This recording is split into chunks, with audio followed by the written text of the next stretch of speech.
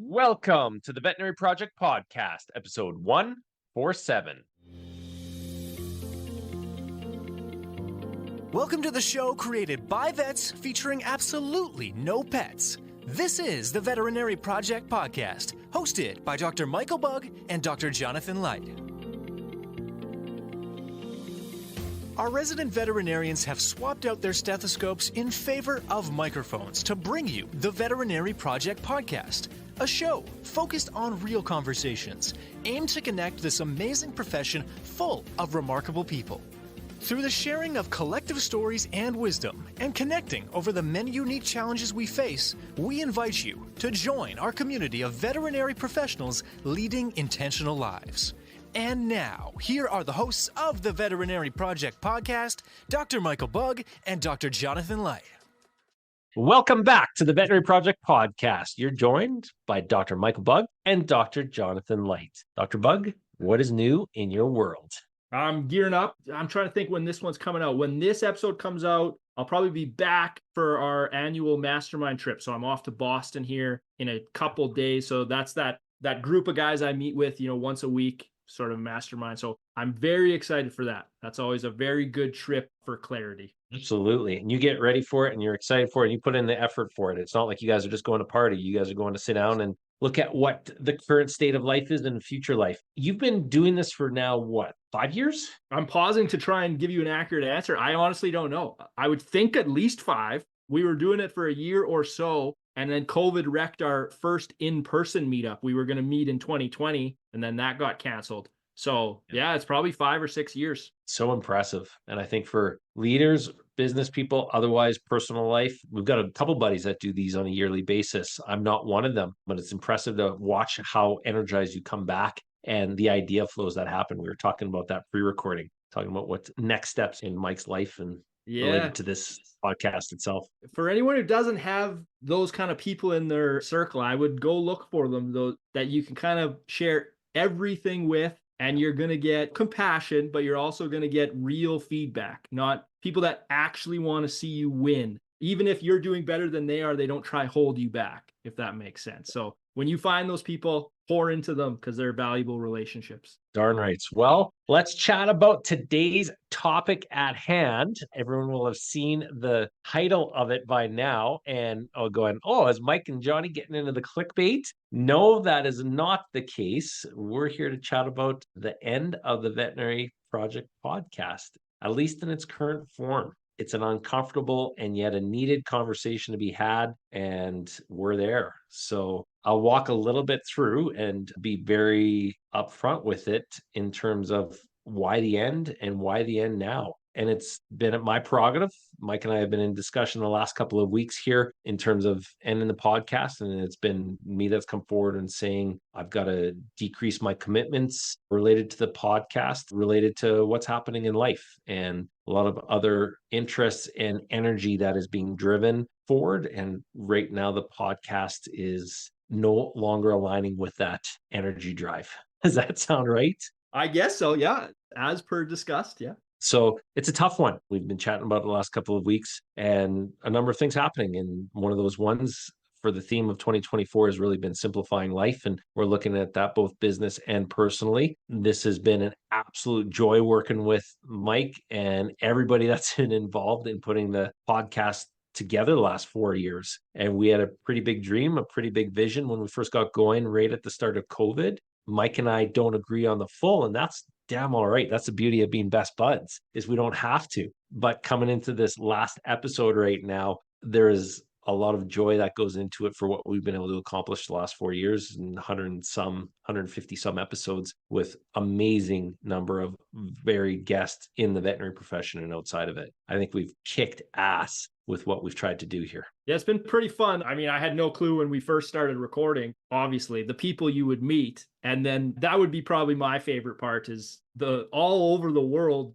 and all different disciplines and sort of kind of random, to be honest, some of the friendships that have formed. And that's pretty cool. And it wouldn't have happened, reach out and be like, hey, you want to record a podcast? And then all of a sudden the conversation continues and emails exchange. And it's like, oh, all these virtual relationships form, and some of them you get to meet in person. I'm sure we'll meet many people in person eventually, but it's been very cool. I would say there's at least half a dozen guests that we've had on that I would now consider friends that I've either met in person or we continue to discourse online through the different social media platforms about all the events of the day, whether it's currently Bitcoin, whether it's financial, whether it's personal wellness. It has been amazing. And holy heck, have we followed the gamut of episodes over the last 150 for sure. 50, Yeah, 55, well, something along those lines. that's a lot of hours of conversation. So It really yeah, has. yeah. Yeah. Looking back at a little bit of the stats, and I didn't take any down here, I think it's something along the lines of 90% of podcasts last 10 episodes or less. If you make it 25 or more, you're in the top percent. And then our viewership, the way it's been, again,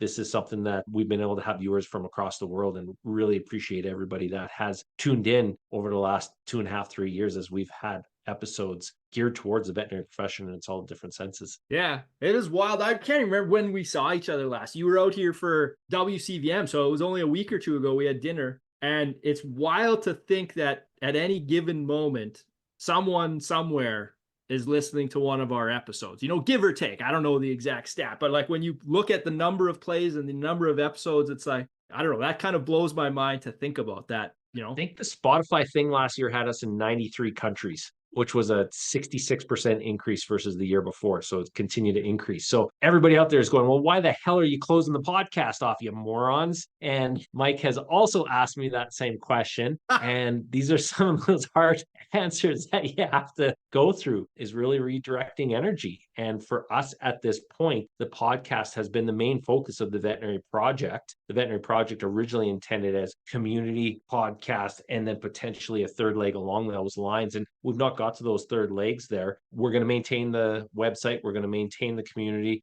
Not that we've been in it much at all, but for those that have comments, questions, or want to reach out, and we do get a number of students as well as different individuals reaching out, please do. We will probably check the emails once every 3 months or so, which is pretty much on our normal course. That'd be an increase. I think we check them every 6 months or so. Mike, what do you wish we did differently with this podcast or project? Oh, man, I don't know if there's really anything. The obvious thing that jumps out, but I don't wish we did it differently. So I'm not really even answering your question. But when you do something like this, at some point you have to decide, are you doing it to be like good or great or exceptional? And we know, like, if we want to be, we'll say exceptional. I'll say Joe Rogan, is he the number one podcast in the world? I have no idea. But if that was our aspiration, we know what we would need to do. And both of us have had lots of chats about that. And we're like, we're not doing that. Like, we've got no interest in worrying about our thumbnails and making our reels super clickbaity and pouring a ton of effort. So we really can't be upset about, like, if we're not growing more than we have, but that's not a regret. That's really the only thing I think we could have done differently, is go all in on the like marketing wing of this, which neither of us cared about. So we didn't. So I don't regret it. Great answer. I look at that of the same vein of going, at one point there, we did go after sponsorship and wonder what that would look like to actually break even or actually even make money on this podcast. And here's full transparency. We never reached that limit. But looking back at it, I don't regret that either, because we weren't beholden then to any sponsors. So when you're looking at podcasts that I listen to on a weekly basis, there is responsibility that's put onto the show producers and those that are doing the recordings. And we didn't have to deal with that. So it was nice. I wish we would have spent the 10K plus to figure that out. But again, learning. That one does sting because it was just such a misstep. Like, we just lit 10 grand on fire, basically. I do think of our episode with Philip McKernan a few weeks or a few months back, and he was talking about, people finding their gift. And I've always viewed this podcast as a passion project. And obviously it costs a little bit of money to live that passion and put it out in the world. But he told the example of like, oh, I can become a writer. And it's like, oh, so I can monetize it.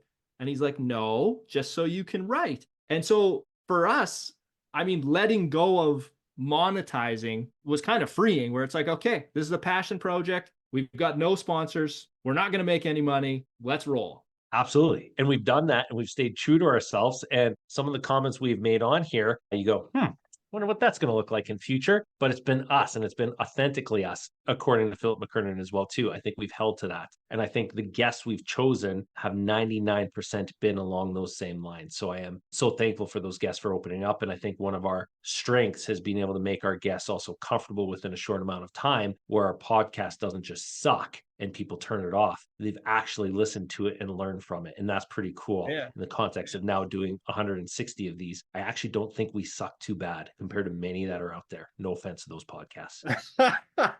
Jonathan, it's our last episode. You can say whatever you want. Doesn't matter anymore. But no, I agree. I think we're both reasonably curious, so that helps. And then our skills developed. But coming back to the guests, we had lots of guests. I really appreciate, we had no agenda. The guests got to speak their truth. Like, oh, what are you here to say? We weren't trying to angle towards a sponsor's product and work it in. So I think it did bring out the best in a lot of our guests with that, completely blank canvas. Say whatever you're feeling. I think we had a couple of guests that were pissed off that we weren't angling because we couldn't sell their product that they may have actually been on our podcast to sell. Yeah. Oops. Yeah. Well, that's how it goes. That's a very, very minor. Oh, that was fun. What's next for each of us? Who wants to take that one to start? I'll go first because I think you have more maybe on the horizon. I don't know if we use the 80-20 principle. My 20%, what needs to be my focus is dad/husband. So family has always been very high for me. And then an investor. Any regular listener knows I do real estate investing kind of as my main business gig, and I have to keep that front priority. That's just what it is. I've got to keep that deal flow going. That's what helps put groceries on the table. So those are really, if I simplify my life, those are my focus for the rest of 2024. Beyond that, who knows? But for the immediate future. And you've got a nice path going forward that way. And yeah, I'll be proud of that. For myself, again, not too dissimilar, just in a different vein of what we spend our business time on. Friends and family, number one by far, and got them in the calendar and looking forward to the spring and summer activities that are coming this way. And then I spend a lot of my time in business. So leading our teams, which I'm really excited about. We've got our businesses, in my view, culturally, and the people that I get to work with on a daily basis, best spot we've ever been. I've been with Mosaic now just at around that 4-year mark. And I'm so proud of where we've gotten and where we're going to now in 2024, adding small animal to the mix on top of what we've already done in 2023. The teams at Bridgeland and really operating amazing vet clinics. I continue and I will be more outspoken as we go forward here. I have some speaking events this year to what is positive in the veterinary profession and what we can do different, and not just relegating to the negative or to the naysayers out there, but really focusing on the top 20% and or even the top 40% of what differences we can make, because I still think there is so much opportunity to do well in vet med, and if we don't do it, somebody else is going to. So I love where I am in Canada right now, in North America, and I'm going to take that, continue on the road here, with national conferences coming up. Got a conference down in the States in September, and just continue to make sure our teams have what they need. Really looking forward to it. And built some clinics along the way, which is also a lot of fun. Nice. I could feel that when we met for dinner there when you were in Saskatoon, and we were chatting about what drives us. And you had spoke a lot about making an impact in the veterinary industry as a whole, not just, the communities that your clinics are in, yes, but even beyond that. Individuals, you and I had that conversation the week after. Again, I think there are 120, let's call it 130 employees that I help lead with our leadership team, and each individual, when we can make a positive impact and or deal with the hard stuff together and get through it, whether they're in the right role or not within one of our groups, it's amazing. And then to be able to provide financial success for all those that are involved in it and bring a paycheck home at the end of the day for our families. Damn rights, we're pretty blessed to be able to do that with all the war and strife right now that's around the world. So I think that's pretty cool. And again, that's got to be the focus and attention. What is the future of the veterinary project? Great question, Mike. I'm smiling. I'm laughing. Before, in pre-recording here, Jonathan said, you got any guidance on this episode? And I said, just don't commit to something that we're not going to do. So that's all. That was really all I requested of this episode when we were unveiling sort of the end. So I'm going to let you answer. Multiple friends that are listening right now are giggling without a doubt. As I stare you down through the camera, I'll let you answer this, and I'll be like, don't you dare do this. We are not going away, but we have more conversation to be had. And what I mean by that is the website's not going down. You'll still see the Veterinary Project episodes up. We're not taking those down. Our partners that have helped in terms of social media, Whisker Cloud, etc. Again, there'll have to be some changes that way, but we both agreed we'll keep the website up. But for the time being, and whatever that time frame looks like, whether it is for a short time, long time, and forever, there will not be a podcast in the near future. I think I can say that. Yeah, I mean, I've got to, on my end, kind of mull it over. Certainly one of my favorite parts of this has been doing it with you. I don't really want to host a podcast on my own too badly. I don't know. We'll see. As I said, I got to have this Boston trip mastermind coming up. So I'll get a lot of clarity there on the flight. But yeah, there'll be no episode in the near future. Maybe, but again, it's a maybe. It's not a guarantee. Maybe I'll come have some solo or me hosting a guest solo episodes because there is still a lot of stuff to get out there. But yeah, I got to think on it a lot more, to be honest. So I'm kind of leaving a bit of a cliffhanger. I don't want to commit if I don't know. I'm on the same. I want to upgrade my Blue Yeti to the Shure like you. I see all the big podcasters using the Shure. I'd like to go that way. But again, that investment, make it now, make it later. We'll hold off right now. Yeah. Blue Yeti does just well. It does fine. Yeah.